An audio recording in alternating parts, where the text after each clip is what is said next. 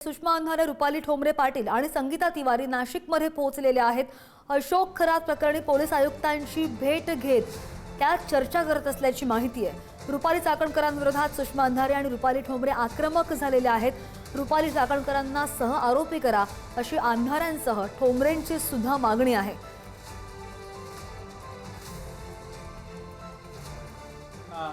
पुणे शहर के हद्दी में होने के बाद 2025 में फिर से एक बार वसई के हद में वापस इन्हीं चीज़ों का, गलत चीज़ों का उनके साथ व्यवहार हुआ था।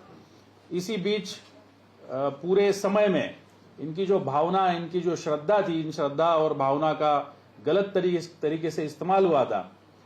2026 में जब ये सारा सामने आया तो जो पीड़ित महिला है उसने उद्विग्न होकर वसई पुलिस स्टेशन जो है वहां पर ये मुकदमा दर्ज करने के लिए प्रयास किया। वहां पर दर्ज होने के बाद 0 नंबर से दाखिल होकर वो हड़पसर पुलिस स्टेशन पुणे शहर यहां पर ये क्राइम रजिस्टर हुआ है। ये जो सेल्फ प्रोक्लेम्ड महाराज है ऋषिकेश वैद्य, इसका खोज जारी है। हमारे 4 टीम्स इसको ढूंढ रहे हैं। अभी भी जब हम ये इंटरव्यू दे रहे हैं तो टीम्स बाहर के जिलों में इसका खोज कर रहे हैं और जल्दी हम उसे दबोच लेंगे।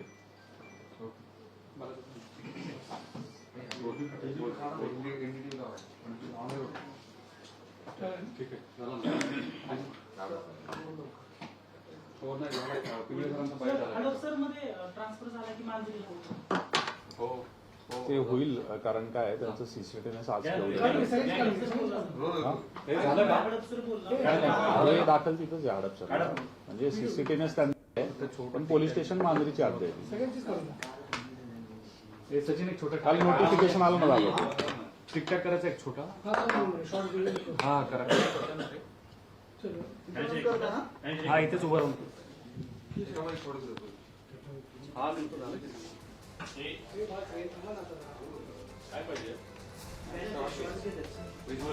वसई लैंगिक शोषण प्रकरणावर पुणे पोलिसांची पत्रकार परिषद आपण पाहत होतो। लवकरच आम्ही ऋषिकेश वैद्यला ताब्यात घेऊ असं नुकतंच पोलिसांनी म्हटलेलं आहे, कारण की गुन्हे दाखल झालेले आहेत। ऋषिकेश वैद्यचा पोलिसांचं पथक शोध घेत आहे, तपास सुरू आहे। भोंदू ऋषिकेश वैद्यनं सोशल मीडियावर पोस्ट केली, मात्र लवकरच आम्ही ऋषिकेश वैद्यला ताब्यात घेऊ असा विश्वास सुद्धा पोलिसांनी व्यक्त केलेला आहे। पुणे पोलिसांनी पत्रकार परिषद घेत हे सगळं मांडलेलं आहे। महादेवाचा अवतार असल्याचं सांगून महिलेवर अत्याचार करणाऱ्या भोंदू ऋषिकेश वैद्यवर गुन्हा दाखल झालेला आहे। वसईतील स्वयंघोषित धर्मगुरू ऋषिकेश वैद्य विरोधात माणिकपूर पोलीस ठाण्यामध्ये बलात्काराचा गुन्हा दाखल झालाय। मात्र गुन्हा पुण्यामध्ये घडल्यामुळे मांजरी पोलीस स्टेशनमध्ये गुन्हा वर्ग करण्यात आल्याची माहिती। पुणे पोलीस वैद्याचा ताबा घेणार आहेत आणि पोलिसांचं एक पथक वसईमध्ये पोहोचल्याची माहिती आहे। मात्र गुन्हा दाखल होताच ऋषिकेश वैद्य फरार झालेला आहे आणि तो नातेवाईकांकडे लपल्याची माहिती आहे। आणि त्याच पार्श्वभूमीवर ही जी आपण काही क्षणांपूर्वी पाहत होतो पुणे पोलिसांची पत्रकार परिषद, आम्ही लवकरच त्याचा शोध घेऊन त्याला पकडू असं आश्वस्त केलेलं आहे पत्रकार परिषद घेत पुण्यामधल्या पोलिसांनी। वसईमध्ये सुद्धा असं एक प्रकरण समोर येतं आहे। तक्रार दाखल झालेली आहे। धार्मिक दाखले देऊन एका महिलेवरती अत्याचार केल्याची घटना समोर आली आहे। माणिकपूर पोलीस स्टेशनमध्ये आहोत। याच माणिकपूर पोलीस स्टेशनमध्ये वसईच्या जो गुन्हा जो आहे तो दाखल करण्यात आलेला आहे। पुणे पोलिसांच्या मांजरी पोलिसांचं एक पथक माणिकपूर पोलीस स्टेशनमध्ये जे आहे ते चौकशीसाठी, तपासासाठी दाखल झालेलं आहे।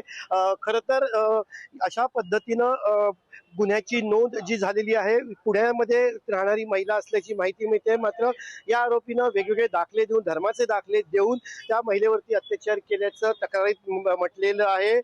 खरं तर मी शंकर तू पार्वती, स्वतःला तो महादेवाचा अवतार जे आहे ते म्हणायचं आहे। त्याच्यानंतर त्याच्यावरती गुन्हा जो आहे तो माणिकपूर पोलीस स्टेशनमध्ये दाखल झालेला आहे। आरोपी फरार आहे। नक्की त्याला कधी अटक होणार, पोलीस सांगतात तपास सुरू आहे। 4 पथकं आहेत, 2 मुंबईत माणिकपूर पोलिसांची 2 पथकं आहेत, 2 पुण्याच्या पोलिसांची पथकं बनवून अशी 4 पथकं त्याच्या मागावरती आहेत। मात्र तक्रार दाखल झालेला बाबा जो आहे तो काही पोलिसांच्या हाती लागत नाहीये। मात्र गुन्हे जे दाखल झालेले आहेत, जे तक्रारीत म्हटलेलं आहे, ती गोष्ट नक्कीच गंभीर आहे। याच्यामधून आणखीन किती फिर्यादी महिला ज्या आहेत त्या पुढे येतील, कारण अशोक खरात यांच्या ऑफिस सुद्धा, याच्या ऑफिस सुद्धा तसंच झालं होतं। एकदा गुन्हा दाखल झाल्यानंतर अनेकांनी तक्रारी केल्या, तशीच घटना, तसाच प्रकार इथे सुद्धा होण्याची शक्यता आहे। विपुल पाटीलसह पंकज दळवी, पुढारी न्यूज, वसई। आणि याच भोंदू ऋषिकेश वैद्यनं सोशल मीडियावर एक पोस्ट केलेली आहे. आपल्यावर खोटा गुन्हा दाखल झाल्याचा वैद्य दावा करतोय. सत्यमेव जयते ही अशी जी या आशयाची पोस्ट केलेली आहे, जी आपण दृश्यांमध्ये पाहतोय. आणि सत्यमेव जयते अशा आशयाची सोशल मीडियावरची पोस्ट ही त्याने केल्यावर गुन्हा दाखल होताच भोंदू ऋषिकेश वैद्य फरार झाल्याची माहिती आहे. खोटा गुन्हा दाखल झाल्याचा दावा वैद्य करताना पाहायला मिळतोय पोस्टवर. शिवसेना उद्धव बाळासाहेब ठाकरे पक्षाचे पदाधिकारी दत्ताजी गायकवाड, ऋषी वर्मा, आमच्या महिला पदाधिकारी स्वाती पाटील असं आम्ही सगळेजण गेलेलो होतो. त्यांच्याशी बोललो. मात्र अडचण अशी आहे की त्यांनी फक्त पहिला FIR लिहून घेतलेला आहे. मात्र SIT FIRच्या 3 दिवस आधीच फॉर्म झालेली होती. त्यामुळे त्यांचं असं म्हणणं आहे की त्यांनी त्यांच्याकडे असणारं जे काही डॉक्युमेंटेशन आहे ते डॉक्युमेंटेशन SITकडे वर्ग केलेलं आहे आणि IO सुद्धा तिकडे गेलेले आहेत सूर्यवंशीजी. त्यामुळे या सगळ्या प्रकरणातली जी काही आत्ता तपासाची गती आहे किंवा आत्ता काय नेमकं आमची प्रश्न आहेत त्याची जी उत्तरं आहेत ती सगळी SITशी चर्चा केल्यानंतर मिळू शकतात. त्यामुळे आत्ता कदाचित मी आपल्याला इतकं काही ठोस सांगू शकणार नाही. आत्ता प्राईम फेजला फक्त आमचं त्यांच्याशी अतिशय प्राथमिक बोलणं झालेलं आहे आणि त्या प्राथमिक बोलण्यात एवढीच गोष्ट कळलेली आहे की तपास सगळा SITकडे वर्ग केल्यामुळे त्यांना त्याच्यावर काहीही भाष्य करता येणार नाही. सो बेटर वे की आधी SITला आम्ही जरा भेटून घेतो, बोलतो आणि मग आपल्याशी परत एकदा बोलतो. नाही, मुळामध्ये सुषमाताईंनी सांगितल्याप्रमाणे खरात ज्याच्यात आरोपी आहे तो गुन्हा नाशिक शहरने दाखल केलेला असून तातडीने तो तपास SITकडे गेलेला आहे. आम्ही मागणी केलेली आहे, म्हणजे झाशीची राणी प्रतिष्ठानच्या वतीने मी मागणी केलेली आहे की राज्य महिला आयोगाच्या अध्यक्षा यांना तात्काळ आपण अटक केली पाहिजे. त्यांचा सातत्याने शिर्डीमध्ये आणि आर्वीमध्ये जो काही खराताने त्या इतरांवर गुन्हा दाखल केला तो गुन्हा दाखल करण्यासाठीची पुष्टी किंवा तो गुन्हा दाखल करण्याचा दबाव रुपाली चाकणकर ज्या माजी राज्य महिला आयोग अध्यक्ष आहेत त्यांनी केला होता. त्याच्यानंतर त्यांचा या शहर पोलिसांनी जो गुन्हा दाखल केलाय त्याच्यामध्ये सातत्याने आपल्याला दिसतंय की महिलांना तिथे पाठवणे म्हणजे एवढी भयानक गोष्ट आहे की राज्य महिला आयोगाकडे आलेल्या पीडिता जेव्हा त्यांचं समुपदेशन होतं त्यावेळेला ते समुपदेशन होत असताना तुम्ही तुमच्या पत्रिकेतले ग्रह चेक करून बघा, असे असे बाबा आहेत असा करून ते प्रकरण वर्ग केलं जात होतं. त्याच्यामुळे शहर पोलिसांनी जरी प्रकरण SITकडे दिलं असेल तरी यांच्याकडेही आम्ही कायदेशीर पद्धतीने निवेदन दिले की रुपाली चाकणकर यांना तातडीने अटक झाली पाहिजे आणि पुणे शहरामध्ये जे काही लोक आले होते ज्यांनी कुठल्या सामाजिक कार्यकर्त्याला भेटले होते ते प्रकरण का दाबलं गेलं, त्याच्यामध्ये किती आर्थिक देवाणघेवाण झाली याही तपासात गोष्टी येणं गरजेचं आहे आणि त्यांनाही गुन्ह्यात दाखल आरोपी करणं गरजेचं आहे. आता तुम्ही जो दावा केला समुपदेशन करण्याच्या वेळेला तर अशा कोणत्या महिला तुम्हाला भेटल्या का त्या सगळ्या संदर्भात? ज्यांना पाठवलं त्या महिला भेटल्या. ज्यांना पाठवलं तुम्हाला सांगते हे भोंदू बाबा प्रकरण जो जेव्हापासून झालेलं आहे तेव्हापासून महिलांच्या पीडितांचे फोन येत आहेत. त्याच्यामुळे त्यांचं नाव डिस्क्लोज करणं, त्यांची ओळख न देणे या गोष्टी महत्त्वाच्या आहेत. हे रॅकेट जे आहे जे काही महिला तिथे जात होत्या आणि काही एजंटसाठी काम करत होते असा आरोप होतो. तुमचा असा आरोप आहे का या रुपाली चाकणकर जे आहे ते स्वतः हे रॅकेट चालवत होतं किंवा त्याच त्या महिलांना तिथे पाठवत होतं? जे समोर पुरावे आलेले आहेत, जी परिस्थिती आली आहे त्याच्यानुसार ते रॅकेट स्वतः रुपाली चाकणकर चालवत आहे या परिस्थितीवरनं प्राथमिक दर्शवते. आता CP साहेबांना तो अधिकार नसल्यामुळे म्हणजे त्यांच्या कार्यक्षेत्राचा तो अधिकार त्यांना नसल्यामुळे ते त्याच्यात आम्हाला डिटेल माहिती देऊ शकत नाही. तेजस्विनी सातपुते देऊ शकतात. का रुपाली चाकणकर यांना तुम्ही अजूनपर्यंत चौकशी केली नाही? त्यांच्याकडं सगळे रोज एका महिलेचे व्हिडिओ बाहेर येत आहेत. अहो अजून कुणाच्या चाकणकरचे किंवा चाकणकरांच्या फॅमिलीमधले आहेत का व्हिडिओ याची माहिती द्या ना. महाराष्ट्रातल्या महिलांनाच विनाकारण जे एक्सपोज किंवा त्यांची बदनामी केली जाते, ज्या पीडिता आहे, ज्या पद्धतीने व्हिडिओ व्हायरल होत आहेत म्हणजे अक्षरशः महाराष्ट्रातली कुटुंब हादरलेली आहेत. तुमचं म्हणणं आहे का चाकणकरांचे व्हिडिओ त्यांच्याकडे आहे? तपास करावा SITनी.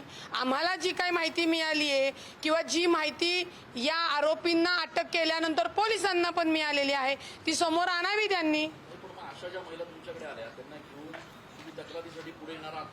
एक लक्षात घ्या, त्या महिलांना मी सांगितलेले की पोलीस तक्रार तुम्ही करा. ज्यांना मूल होत नाही ती जे महिला तिथे गेलेल्या आहेत आता त्यांना मूल झालेले आणि आता त्यांचे नवरे हे जे काही बंधू प्रकार समोर आलेला आहे त्याच्यावरनं पार घराचा कौटुंबिक वाद विकोपाला गेलाय आणि DNA टेस्टला गेलाय. आपण समजतो कायदेशीर पद्धतीने न्याय मिळाला पाहिजे, पण हे होत असताना अनेक कुटुंब बर्बाद होत आहेत आणि त्याला जबाबदार हा बंधू बाबा आणि अनुषंगाने राज्य महिला आयोगाच्या माजी अध्यक्ष आहेत. त्याच्यामुळे त्या महिलांची जोपर्यंत तयारी होत नाही पोलीस स्टेशनला तक्रार करायची, मी त्यांना फोर्स करू शकत नाही. ज्यावेळी त्यांची मानसिक तयारी होईल, त्यांना चांगलं वातावरण वाटेल किंवा विश्वास वाटेल, तेव्हाच त्या महिला बाहेर पडणार आहे. आणि मी राजकारणासाठी किंवा याच्यामध्ये सांगण्यासाठी एखाद्या महिलेला इन्सेस करायला फोर्स करायला कायद्याने ते योग्य नाही. आता राज्य महिला आयोगाकडे ज्या काही तक्रारी आलेल्या आहेत तोही डेटा SITला घेणं क्रमप्राप्त आहेत. आणि किती पाठवलेत हे जेवढे व्हिडिओ दिसत आहेत ना तुम्हाला, जेवढे व्हिडिओ आक्षेपार्थ असतील त्या सगळ्या महिलांनी राज्य महिला आयोगाकडे तक्रार केलेली आहे. व्हिडिओ आलेलेच आहेत ना, 350 व्हिडिओ आले. सगळं स्थैर्य बिघडतं या सगळ्यामुळे हे व्हिडिओ आल्यामुळे. SITच्या कस्टडीमध्ये असलेले हे व्हिडिओ हे बाहेर कसे येतात याचा काही शोध तुम्हाला अत्यंत जबाबदारीने सांगते, पोलिसांकडे फार उशिरा आलेले व्हिडिओ, फार उशिरा आलेत. आधीच तो जो कोणी खरा त्याला ब्लॅकमेल करणारा माणूस आहे ऑलरेडी सोशल मीडियावर इतर महाराष्ट्रामध्ये एक पेनड्राईव्ह नाही अनेक पेनड्राईव्ह सगळीकडे पोचलेले आहेत. जर स्वतः तृप्ती देसाई, हे बघा, गुन्हा दाखल झाल्यानंतर बंधूबाबाचा गुन्हा दाखल झाल्यानंतर आम्ही बोलायला लागलो, आम्हाला जेव्हा तुम्ही लोकांनी समोर आणलं मीडियाच्या माध्यमातून. परंतु तृप्ती देसाई जर स्वतःहून येऊन सांगतायत की मला वर्षापूर्वी किंवा 2 महिन्यापूर्वी हे व्हिडिओ आले होते आणि मी CM कडे पाठवलं, मी ह्याव केलं, मी त्याव केलं. जर त्याच वेळी FIR झाली असती तर दिवसाला 2 आपण बघू अशा 150 महिला अत्याचारापासून वाचल्या असत्या. ती FIR का नाही झाली? कारण का तिथे अत्यंत मोठ्या प्रमाणात तोडपाणी झाली आणि ती तोडपाणी सुद्धा चाकणकर यांनी केलेली आहे. म्हणजे संविधानिक पदावर बसून आरोपीला वाचवणे, आरोपीच्या संगनमताने ते रॅकेट चालवणे, याच्यात त्या प्रमुख सह आरोपी कायद्याने होतात, कायद्याने. त्याच्यामुळे त्यांना अटक करून पुढचा तपास करणं गरजेचं आहे. आपण म्हणतोय तोडपाणी झाली, नेमकं काय झालं? म्हणजे देसाईंना तोडपाणी ऐका ना, ऐका शेतकऱ्यांचा हात आहे, नेमकं काय थोडंसं हे ज्या प्रकरणात ज्या सामील आहेत रुपाली चाकणकर त्यांनी ही तोडपाणी केली की खरातावर गुन्हा दाखल होऊ नये, ते प्रकरण उघडीस येऊ नये. ज्यांच्याकडे हे व्हिडिओ गेले त्यांच्यासोबत आर्थिक उलाढालाची तोडपाणी करण्यात आली. साधा सिंपल विषय. आणि तो किती कोट्यांमध्ये आहे ते SITनी त्याचा तपास करून आपल्या समोर ठेवावं. पोलीस आयुक्तांना निवेदन दिलं, त्यामध्ये दीपक केसरकर यांना देखील आरोपी करावा अशी मागणी करण्यात आली. मी मगाशी मराठीत सांगून झालंय. अभी हम यहाँ के पुलिस कमिश्नर साहब श्री संदीप कर्णिक जी से मिलने गए थे. उनसे हमने बात की, उनसे हमने अभी यह जो पूरी जो इंक्वायरी है उसकी किस दिशा में इंक्वायरी चल रही है इसके बारे में जानकारी लेने की कोशिश की. लेकिन उन्होंने कहा कि हमने सिर्फ FIR दर्ज करा ली थी, लेकिन उसके बाद यह जो सारी इंक्वायरी है वह SIT कमेटी को फॉरवर्ड की गई है. तो इसके बारे में हम अभी कुछ भी नहीं बोल सकते. बेटर वे कि आप SIT से इन सारे संदर्भ में आप पूछताछ कर सकेंगी. तो हम SIT को पूछ रहे हैं. रही बात आपकी दीपक केसरकर की, तो हम क्या बोल रहे हैं कि किसी का भी सिर्फ फोटो होने की वजह से हम बात नहीं कर रहे हैं.